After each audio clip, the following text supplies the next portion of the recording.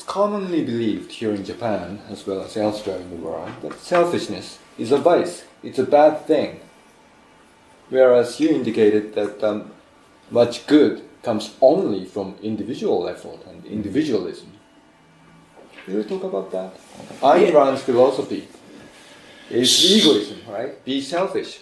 So Ayn Rand's view is that you have, one shot at this life. You're here on this planet one time. Make the most of it. Live a great life. Live the best life that you can live. Mm-hmm. There's this cliche in English, be the best that you can be. Right? That's what Ayn Rand's ethics is about. It's about being the best human being, living the best life that you can, flourishing. Yeah. I think we can share that with most people. See, but why do you have to call it egoism or be selfish? Because most people don't think that. You see, they don't share that. They don't share that. No, most people think that there's a huge anti-happiness, anti-flourishing view out there. That you're supposed to live for the group, or you're supposed to live for other people. That your life is not important. And what Ayn Rand says is, why? She asks a simple question, why? Why should I live for other people? Why is other people's lives more important than my life? Mm-hmm.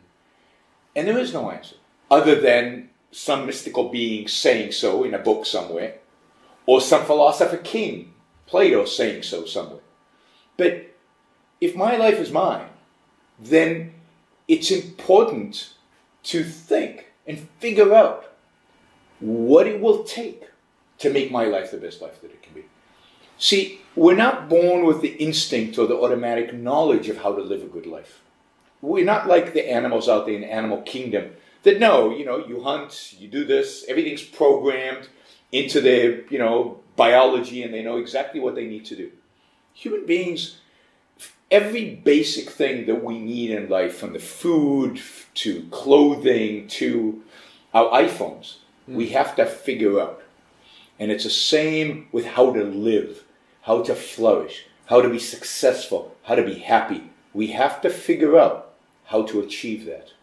And this is why Ayn Rand called her ethics, her morality, rational self-interest. To emphasize the rational, to emphasize the fact that to live a good life, you have to figure out, you have to think, you have to engage your reason to find the values that will actually make your life better. And that kind of focus doesn't exist, not in Japanese thought, not in Western thought. Most ethics, most philosophy tells you how to sacrifice, but they don't teach you how to live. Ayn Rand teaches you how to live.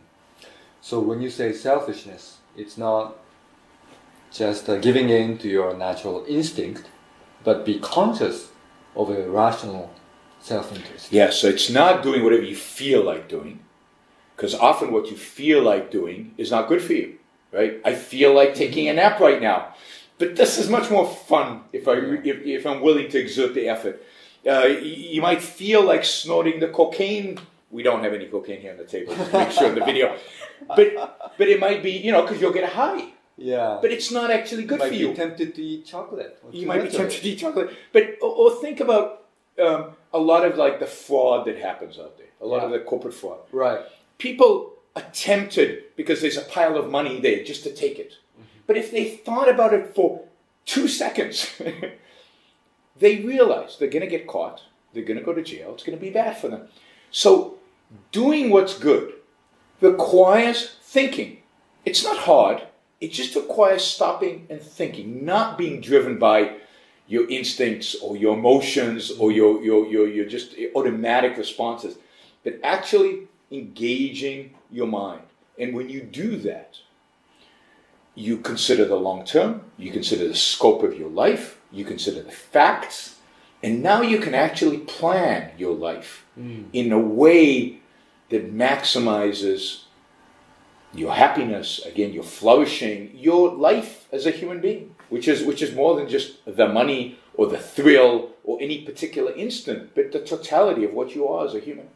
So to be truly selfish or ethically egoistic, you need a conscious effort and a tremendous amount of intelligence on your part. doesn't require a high level of intelligence. This is not about IQ. It's not about IQ.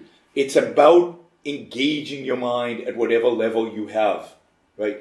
It's about thinking at whatever level you can think. But all human beings, all healthy human beings, observe reality as it is, have the faculty of reason, can integrate at whatever level they can integrate, and they can make their lives the best life for them possible by thinking it through. Whereas if they rely on emotion or they rely on other people to do the thinking for them, they are likely to stumble, to fall, and not to maximize their potential. So is it possible and desirable for a 12-year-old to become a rational self-interest? So at age 12, I think you're starting to learn how to be rational. But one of the things about children is that it's a process.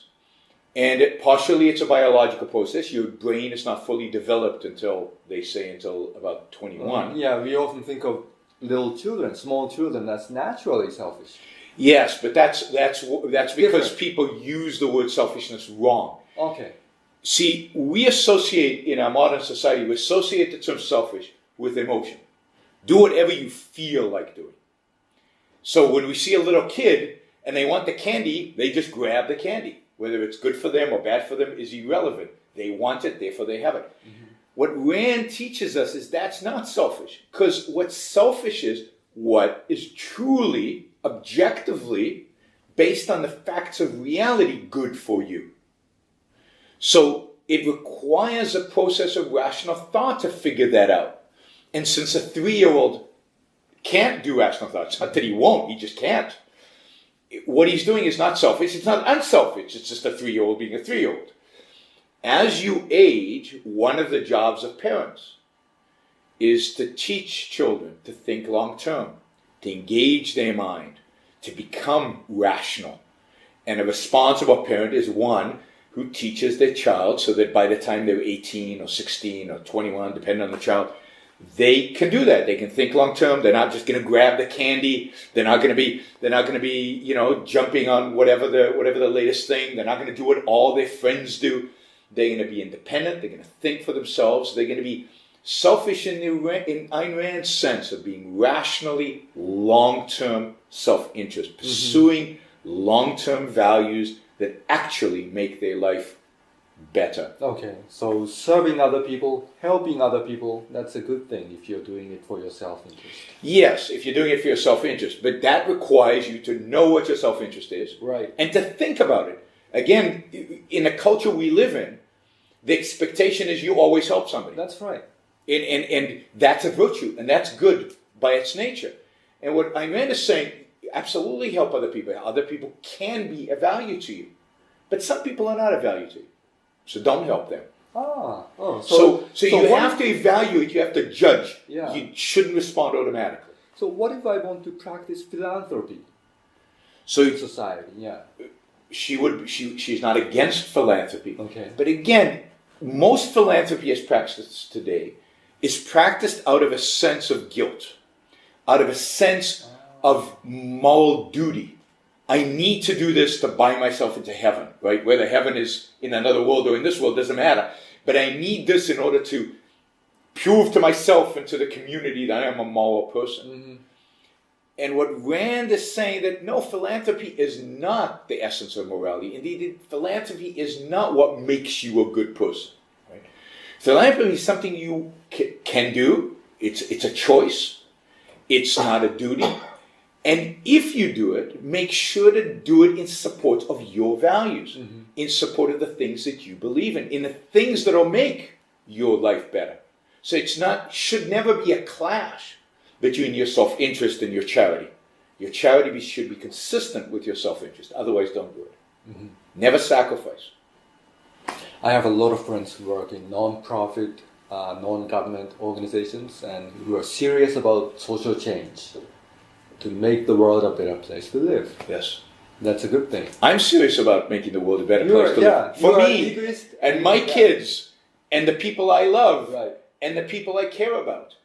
That's the focus. So wanting to make the world a better place to live is a very, very self-interested motivation. It's long-term. It's rational. We all live in this world. Other human beings are incredible value to me. I trade with them. Those human beings out there that are productive and making stuff that I benefit enormously from, whether it's whether they paint beautiful paintings or they write beautiful music or they just are involved in making the next version of the iPhone. Whatever it is, I'm benefiting from it, and I'm going to trade with them. I love human beings. Everything that I own was produced by a human being, was created by a human being, was invented by a human being. Human beings are wonderful, right? So Ayn Rand's philosophy is a very benevolent philosophy with regard to other human beings and with regard to human relationships, because of what a human being is capable of creating, of producing, and the knowledge of that. So this is a very benevolent, very pro helping other people under the assumption that they're good people and that ultimately you're going to benefit from that. Yeah, we live in a benevolent world. Yes. Yes. And if you get duty and obligation and action motivated by guilt out of it, then the charity and the help actually become more meaningful and actually become more productive.